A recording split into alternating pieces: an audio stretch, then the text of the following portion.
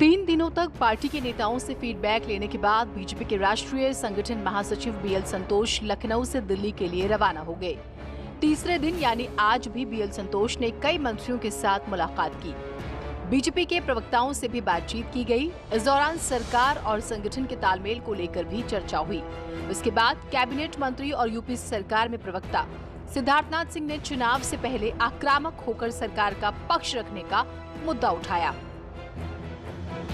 देखिए, ये एक प्रक्रिया है भारतीय जनता पार्टी में। इसीलिए कहा जाता है कि भारतीय जनता पार्टी का संगठन और संगठन के साथ उसकी जो इलेक्शन मशीनरी है वो हमेशा तैयार रहती है। हमारे राष्ट्रीय अध्यक्ष जी दिसंबर में आए थे। स्वाभाविक है, उन्होंने दिशा निर्देश हम लोग को दिए। उस दिशा निर्देश की समीक्षा करने के लिए संगठन महामंत्री उस राज्य में जाते हैं। जैसे वो अभी उत्तराखंड से आ रहे हैं, तो उन्होंने 3 महीने 4 महीने में आए। कोरोना आ गया तो थोड़ा सा विलम्ब हो गया। वो आए हैं, उन्होंने उसकी समीक्षा कर रहे हैं। आज हुई बैठक में कई मतभेद भी सामने आए। कई मंत्रियों और ब्यूरोक्रेसी में तालमेल नहीं दिखा, तो कई निगम और आयोग के पद अब तक खाली हैं।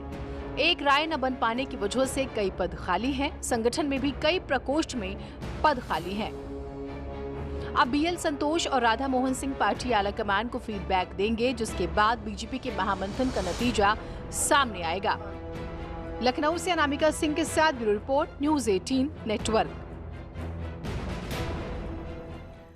तो अगर हम बात करें इस पूरी मीटिंग की, तो बेहद ही महत्वपूर्ण रही और 3 दिन खास तौर से आप मंत्रियों का जिक्र करें, विधायकों का जिक्र करें, सभी से यहां पर मीटिंग हुई है। तो बीजेपी के संगठन महासचिव बीएल संतोष ने कई मंत्रियों के साथ मुलाकात की। बीजेपी ऑफिस में कई मंत्रियों के अलावा बीजेपी के प्रवक्ताओं से भी बातचीत हुई। इस दौरान सरकार और संगठन के तालमेल को लेकर चर्चा की गई। इसके बाद कैबिनेट मंत्री और यूपी सरकार में प्रवक्ता सिद्धार्थनाथ सिंह ने चुनाव से पहले आक्रामक होकर सरकार का पक्ष रखने का मुद्दा भी उठाया। उत्तर प्रदेश में पिछले कई दिनों से सियासी चर्चा गर्म है, क्योंकि पार्टी के बड़े नेता बीएल संतोष लगातार बैठकें कर रहे हैं। पार्टी, सरकार, संगठन, इन सब से बातचीत हो रही है। प्रवक्ताओं से लेकर मंत्रियों तक की बातचीत की गई है। हमारे साथ सरकार के प्रवक्ता सिद्धार्थनाथ सिंह है। सर, 3 दिन से बड़ी बैठकें चल रही हैं उत्तर प्रदेश सरकार की, संगठन की, सबकी। क्या इन 3 दिनों में जो बैठक रही, इसको किस तरह से देख रहे हैं आप लोग? देखिए, ये एक प्रक्रिया है भारतीय जनता पार्टी में। इसीलिए कहा जाता है कि भारतीय जनता पार्टी का संगठन और संगठन के साथ उसकी जो इलेक्शन मशीनरी है वो हमेशा तैयार रहती है। हमारे राष्ट्रीय अध्यक्ष जी दिसंबर में आए थे। स्वाभाविक है, उन्होंने दिशा निर्देश हम लोग को दिए। उस दिशा निर्देश की समीक्षा करने के लिए संगठन महामंत्री उस राज्य में जाते हैं। जैसे वो अभी उत्तराखंड से आ रहे हैं, तो उन्होंने 3 महीने 4 महीने में आए। कोरोना आ गया तो थोड़ा सा विलम्ब हो गया। वो आए हैं, उन्होंने उसकी समीक्षा कर रहे हैं। और उसके साथ साथ क्योंकि सरकार भी है उत्तर प्रदेश में भारतीय जनता पार्टी की, तो एक समन्वय की भी टीम होती है। उसके अंदर अनेक चीज़ें होती हैं, आदान प्रदान होता है। चाहे वो मीडिया, सोशल मीडिया का मैं जिक्र कर लूँ, जिस बैठक में मैं भी स्वयं था, तो उसके लिए कैसे और अच्छा समन्वय बने, हम लोग क्या कर रहे हैं, समीक्षा के साथ कुछ गाइडलाइंस भी आवश्यक होंगी तो वो दी जाती हैं। उसके आधार पर पार्टी और बढ़ती है और मजबूती से हम लोग तैयार होते हैं। बीएल संतोष साहब ने की, कोविड की, सबकी तारीफ भी की है। नहीं, जो वास्तविकता है उन्होंने किया है, वो 3 दिन से है। उन्होंने सब चीज़ों की जानकारी ली। हमारे दोनों स्वास्थ्य मंत्रियों से मिले, उन्होंने मुख्यमंत्री से मिले, हमारे मंत्रियों से मिले। जब उनको सब चीज़ की जानकारी मिली है तो उनको उन्होंने इसकी प्रशंसा की है और इसलिए उन्होंने ट्वीट किया है। बड़ी चर्चा थी सरकार में भी, बाहर भी, कि ये मीटिंग में को लेकर कि संगठन और सरकार में कई सारे फेरबदल होने वाले हैं। ये जो है ना, हमारे विपक्ष को बड़ा शौक है इन चीज़ों को प्लांट करवाने का। तो उनको प्लांट जो करवाते हैं मीडिया के अंदर या कहीं और माध्यम से करते हैं, तो वो उन लोगों को फिर मुंह की खानी पड़ती है। सकले, साथ अजीत सिंह, न्यूज़ 18 लखनऊ। तो 3 दिन का महामंथन तो आप जानते हैं, लेकिन इसमें से जो बड़ी खबर निकल कर आई है वो हम आपको बताते हैं कि 3 दिन जो महामंथन हुआ उसमें एक बड़ी खबर आती है सामने। बैठक में कई मंत्रियों ने नौकरशाही की शिकायत की है। बीजेपी नेताओं और ब्यूरोक्रेट्स में मतभेद की बातें भी सामने आई हैं। बैठक में ये बात भी खुलकर सामने आती है कि राज्य में कई निगम और आयोग के पद खाली हैं। इसी वजह से काफी काम नहीं हो पा रहे हैं, इसे जल्द से जल्द भरा जाए। ये भर इसलिए नहीं पा रहे थे क्योंकि एक मत नहीं थे। बीजेपी कार्यकर्ताओं की नाराजगी दूर करने के लिए इन पदों को भरा जाना जरूरी है। ये बातें बीएल संतोष के सामने नेताओं ने रखी हैं। अनामिका और राजीव हमारे साथ, हमारे दो सहयोगी जुड़े हुए हैं। अनामिका, आपसे मैं इसकी शुरुआत करती हूँ। बाकायदा काफी बारीकी से मॉनिटरिंग की भी आपने इस पूरी मीटिंग को लेकर। 3 दिन की हम 3 बड़ी बातें अगर अपने दर्शकों को बताएं इस मीटिंग के अंदर, वो बताइएगा। देखिए 3 बड़ी बातें जो है वो मीटिंग की शुरुआत से ही समझनी होगी, क्योंकि पहला दिन अगर आप देखें तो जिस दिन स्वास्थ्य मंत्री को बुलाया गया था, जयप्रताप सिंह को और सुरेश खन्ना को, सबसे पहले उनसे कोरोना को लेकर अपडेट ली गई। और उसी दिन शाम को, यानी कि शाम 7 बजे के बाद मुख्यमंत्री योगी आदित्यनाथ के साथ उनके आवास पर 3 घंटे की बैठक हुई। 7 बजे की मीटिंग शुरू हुई, रात 10 बजे तक ये बैठक चलती रही। उसके अगले दिन दोनों डिप्टी सीएम को बुलाया गया बैक टू बैक। ये संभव था कि सभी मंत्रियों को एक साथ बुलाया जाते, एक साथ बैठक की जाती, चर्चा की जाती, लेकिन यहां पर एक साथ नहीं बुलाया गया। सबको अलग अलग समय दिया गया। जिसने समय मांगा था उसको भी समय दिया गया, और जिसके खिलाफ शिकायत थी या जिससे कुछ कहना था उसको भी अलग से बुलाया गया। हर मंत्री को अलग अलग जगह देकर के, समय देकर के ये बताने का प्रयास किया गया कि आप जो कहना चाहते हैं खुल के कहिए, सरकार के बारे में आपके विचार क्या है, फीडबैक क्या मिल रहा है आपको। तो अलग अलग मंत्रियों को स्पेस देके प्रयास ये किया गया कि जो नब्ज है सरकार की वो टटोला जाए और जो असली फीडबैक है कम से कम वो सामने आ पाए। कल भी दिन भर मंथन चलता रहा, आज भी दिन भर मंथन चलता रहा है। बहुत सारी बातें बहुत सारे मंत्रियों की तरफ से कही गई हैं। सवाल जो पूछे गए वो भी काफी ज्यादा महत्वपूर्ण हो जाते हैं, क्योंकि जो हमारे पास इंफॉर्मेशन है उन सवालों में कहीं ना कहीं 2022 के चुनाव की रणनीति छिपी हुई थी। हर मंत्री से सवाल पूछा गया है कि अगर अभी चुनाव हो जाते तो नतीजे क्या होंगे, कोरोना काल में आपने कैसा काम किया, आपके विभाग में क्या चल रहा है, ये पूछा गया। इसके अलावा कुछ मंत्रियों की ओर से जो फीडबैक दिया गया उसमें यह भी कहा गया कि जनाब उत्तर प्रदेश में जो ब्यूरोक्रेसी है वो बहुत सारे मामलों में हावी हो जाती है, हमारे फोन उठाए नहीं जाते हैं। यानी कि कहीं ना कहीं कार्यशैली को लेकर मंत्रियों की जो शिकायत शुरू से रही है वो इस बार भी दर्द छलका है उनका, और ये बताया गया कि दोनों के बीच आपसी तालमेल की भारी कमी है।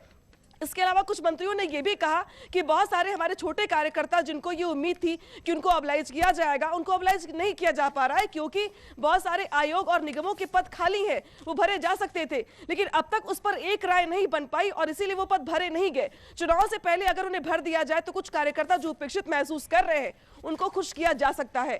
तो ये बहुत सारी बातें उनकी तरफ से की गई। इसके अलावा ये भी कहा गया कि मीडिया की जो टीम है, जो इंपॉर्टेंट बैठक आज भी सबसे आखिरी में मीडिया पैनल की टीम की बैठक हुई, जिसमें सिद्धार्थ नाथ सिंह जो भी बयान भी दे रहे थे न्यूज़ 18 पर, उनकी भी बात सामने रखी गई, क्योंकि वो हेड भी है मीडिया टीम के। तो उनकी तरफ से ये कहा गया कि इस दौर में पूरे 1.5 साल के अगर देखा जाए परिप्रेक्ष्य में, तो पार्टी काफी डिफेंसिव मोड में आ गई है। जो मीडिया की टीम है वो काफी डिफेंसिव खेल रही है, जबकि अटैकिंग होना चाहिए, क्योंकि कोरोना काल में सरकार ने जिस तरीके से काम किया है, कुछ बड़े बदलाव की गुंजाइश है मीडिया टीम में भी। इसलिए यह माना जा रहा है कि चुनाव से पहले बहुत सारे बदलाव के साथ साथ जो प्रदेश की टीम है मीडिया की प्रवक्ताओं की, उसमें भी बड़े बदलाव हो सकते हैं।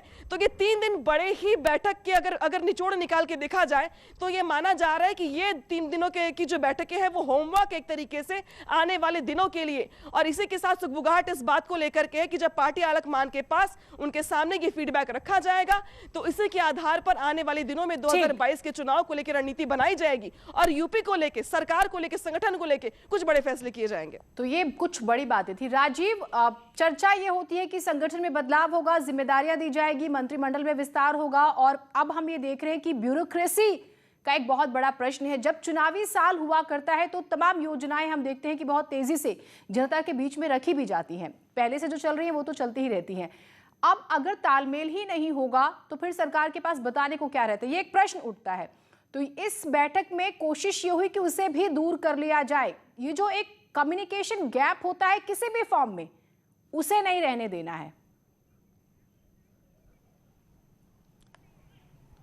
देखिए, यकीनन जिस तरह से अगर देखा जाए तो कहीं ना कहीं उत्तर प्रदेश देश का सबसे बड़ा सियासी सूबा है और कहा जाता है कि उत्तर प्रदेश से ही देश की सियासत की दिशा और दशा निर्धारित होती है। और यही कारण है कि पश्चिम बंगाल के बाद अब भारतीय जनता पार्टी का सबसे बड़ा लक्ष्य उत्तर प्रदेश में 2017 की तर्ज पर ऐतिहासिक जीत दर्ज करना है। और यही कारण है कि बीते दिनों आपने देखा कि आरएसएस के सर कार्यवाह दत्तात्रेय होसबोले वो राजधानी लखनऊ पहुंचते हैं और बीजेपी और संघ के कई पदाधिकारियों से मुलाकात करके उत्तर प्रदेश में जो मौजूदा स्थिति है उसका फीडबैक देते हैं, जिसके बाद बीजेपी के संगठन महामंत्री यहां पर पहुंचते हैं और एक के बाद एक जो बीजेपी को मजबूत करना है, जो सरकार और संगठन में समन्वय की कमी है, जो ब्यूरोक्रेसी के हावी होने की शिकायतें आ रही हैं, उन तमाम शिकायतों की समीक्षा करने के लिए 3 दिनों तक खुद बीजेपी के राष्ट्रीय संगठन महामंत्री एक के बाद एक सबसे पहले वो बीजेपी के पदाधिकारियों से बात करते हैं और उनसे पूछते हैं कि जो कोरोना संकट के दौरान जो सरकार की छवि रही,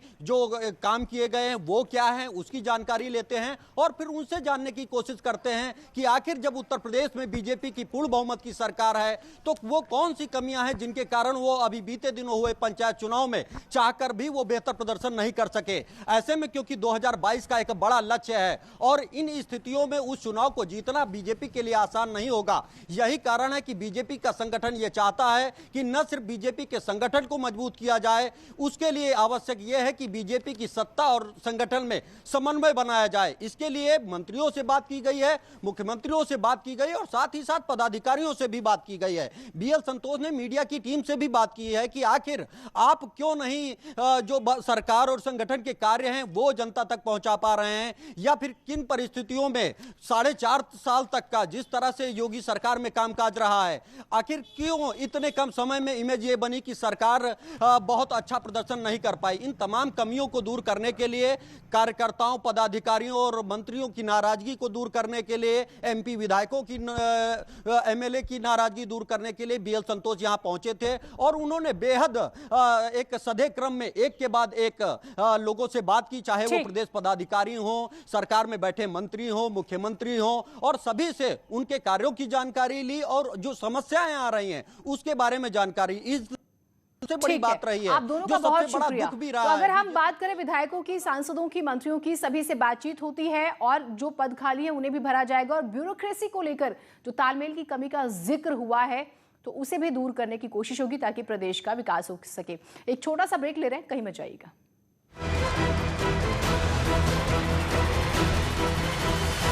हेडलाइन प्रेजेंटेड बाय आइसन गुरु कूलर। घर में शुरू आ गया गुरु, आइसन घर लाए खुशियां।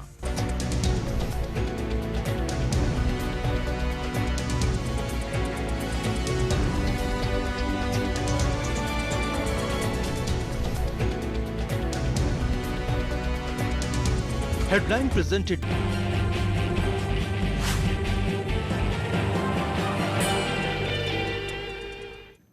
और इसी बीच एक बड़ी खबर अलीगढ़ से आ रही है। टप्पल विवाद पर एआईएमआईएम की धमकी भी आ गई है।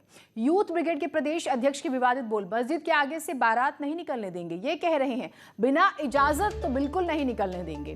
सैयद नाजिम अली एआईएमआईएम के यूथ ब्रिगेड है उसके प्रदेश अध्यक्ष हैं और टप्पल में पलायन के मामले पर यह विवाद शुरू हुआ था क्योंकि बारात जा रही थी और ये कहा जाता है कि रास्ते में मस्जिद पड़ती है और फिर उस रास्ते से बारात ना लेकर जाई जाए, ये एक समुदाय की तरफ से कहा जाता है और फिर यह विवाद बढ़ जाता है। और अब इस नूरपुर गांव की और इस विवाद की बात करें तो एआईएमआईएम कूद पड़ती है और वो ये कह रही है कि यहां से तो बारात निकलने ही नहीं देंगे, अगर आप बारात निकालना चाहते हैं तो इजाजत लेनी पड़ेगी। अगर दम है तो बिना परमिशन निकाल के दिखाएं, हम बताते हैं। हम जान नहीं जाने देंगे। कोविड की वजह से लोगों की जान जा रही है। ये लोग पढ़े लिखे लोग नहीं हैं, ये जाहिल लोग हैं, ये पढ़े लिखे नहीं हैं। कुछ भी होता है इन्हें फ़र्क नहीं पड़ता। कोविड फैलता है, फैल जाए, जान जाएगी दूसरे की जाएगी। इनके लिए ऑक्सीजन का इंतजाम हो जाएगा, गरीब के लिए नहीं होगा। मस्जिद के सामने से बारात नहीं निकलेगी। मस्जिद के सामने से बारात बिना परमिशन नहीं निकलेगी। नोएडा में फर्जी कॉल एक्सचेंज का खुलासा हुआ है। पुलिस ने गैंग के 2 लोग गिरफ्तार किए। 40 लाख और 15 कंप्यूटर बरामद हुए हैं। गैंग सरकार को लाखों का चूना लगा रहे थे, विदेशी कॉल को लोकल कॉल में कन्वर्ट करते थे। गिरोह के 3 लोग पहले भी हो चुके हैं गिरफ्तार। नोएडा थाना सेक्टर 58 जो पुलिस है उसने कार्रवाई की है। सेक्टर 62 के आइथम टावर से ये गैंग पूरा चलता था। 40 लाख रुपए, एक बड़ी रकम जिसका हम जिक्र कर रहे हैं, और ये विदेशी कॉल को लोकल में कन्वर्ट कर दिया करते थे। दोनों के प्राइस का डिफरेंस आप समझते हैं। 3 लोग गिरफ्तार हुए। नोएडा सेक्टर 58 पुलिस ने ये बड़ी कार्रवाई की और सेक्टर 62 के आइथम टावर से गैंग चलता था जिसका हम जिक्र कर रहे हैं। बड़ी खबर। तो पुलिस ने गैंग के 2 लोग गिरफ्तार किए हैं। फर्जी कॉल एक्सचेंज का बड़ा खुलासा, 15 कंप्यूटर्स भी बरामद हुए हैं।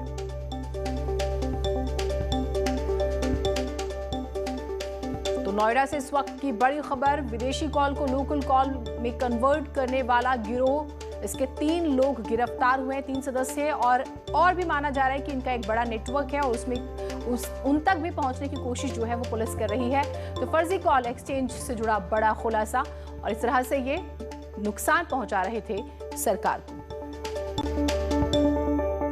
सीतापुर में बालाजी मंदिर में चोरों ने दान पात्र में रखे हजारों रुपयों की नकदी और भगवान की मूर्ति की अगर हम बात करें तो उसके ऊपर से सोने के गहने चोरी कर लिए। चोरी की पूरी वारदात सीसीटीवी में कैद हो गई। मंदिर के पुजारी के मुताबिक सुबह मंदिर के द्वार खोलने पर चोरी का खुलासा हुआ। पुलिस ने मामले की जांच शुरू कर दी है। बालाजी मंदिर पर यहाँ पर जो है कल शाम को पूजा हुई थी, उसके बाद बंद हो गया मंदिर। सुबह जब 4 बजे हम उठे सो के तो मंदिर की गुल्लक टूटी मिली और पैसा और बालाजी के कड़ा, इधर कृष्ण जी के जो है जेवरात जो है राधा जी के, वो सब भर ले गया चोर जो है। इसी कैमरा में पूरी तरीके से कैद है, पूरी शक्ल दिखाई देती है। सहारनपुर में गंगोह इलाके में पुराने विवाद में 2 गुटों में मारपीट हो गई। दोनों तरफ से जमकर लाठी डंडे चले, इसमें कई लोग जख्मी हुए हैं। कई महिलाएं भी इनमें शामिल हैं। मारपीट का वीडियो अब सामने आया है। पुलिस ने वीडियो का संज्ञान लेते हुए मामले की जांच शुरू कर दी है। एक आरोपी को गिरफ्तार भी कर लिया गया है। गंगोह क्षेत्र में 2 पक्षों के बीच में विवाद हो गया था, जिसमें उनके आपस में उनकी लड़ाई हुई। इसमें जो है हमने मुकदमा कराकर इसमें एक आदमी को पकड़ लिया, बाकी के खिलाफ कार्रवाई की जा रही है। इनका जो है पुराना एक मैटर था, जिसकी वजह से इनके आपस में किसी उस बात को लेकर आज इनके बीच फिर से लड़ाई हुई। उधर इटावा के बसरेहर इलाके में बरेली हाईवे पर बेकाबू ट्रक ने पैदल जा रहे राहगीर को रौंद दिया, जिससे उसकी मौके पर ही मौत हो गई है। हादसे के बाद स्थानीय लोगों ने हाईवे पर जाम लगा दिया। मृतक की बात करें तो इटावा के मोहब्बतपुर गांव का रहने वाला था और उसकी 4 मासूम बेटियां और एक बेटा है। मौके पर पहुंचे अधिकारियों ने भीड़ को समझाने की कोशिश की। ट्रक चालक फरार हो गया। तो लोगों ने हाईवे पर जाम लगाया नाराज होकर। मृतक की 4 बेटियां और एक बेटा है। ट्रक रफ्तार में था और ये हादसा हुआ, जिससे उसकी मौत हो गई। के अनुसार एक व्यक्ति है प्रेम सिंह और सरमन, उनका यहाँ पे एक ट्रक से एक्सीडेंट से डेथ हो गई थी। तो ग्रामीण चूँकि यहीं के रहने वाले थे, लोकल के थे, मोहम्मदपुर लुथपुरा क्षेत्र के। तो हम लोगों ने आके ग्रामीणों से, उनके परिजनों से बात की और शांतिपूर्ण रूप से उनकी जो डेड बॉडी है उसको हम लोगों ने पोस्टमार्टम के लिए भेज दिया है। आगे नियमानुसार कार्रवाई की जाएगी। बड़ी खबर भदोही से आ रही है। मकान में धमाका हुआ है। तेज आवाज के साथ ये विस्फोट हुआ है। एक व्यक्ति गंभीर रूप से घायल हुआ है। घायल को अस्पताल में भर्ती कराया गया है। मकान की बाउंड्री वॉल भी ध्वस्त हो गई है। घर में अवैध रूप से पटाखा बनाने की आशंका है। तो पटाखे बनाए जा रहे थे, यह आशंका जताई गई है, जिसकी वजह से ये धमाका हुआ और मकान की जो बाउंड्री वॉल है वो ध्वस्त हो गई है पूरी तरह से। ये तस्वीरें भी हम आपको दिखा रहे हैं। तो मुझे लगता है पटाखे बनाने की बारूद से विस्फोट हुआ है। इसमें अकरम और असलम 2 भाई हैं, जिसमें अकरम के घायल होने की भी सूचना है और किसी तरह कोई कैजुअलिटी की सूचना नहीं है। आगे का विवेचना हम लोग कर रहे हैं, जैसा भी होगा आपको अवगत करा देंगे। एक छोटा सा ब्रेक ले रहे हैं, कहीं मत जाइएगा।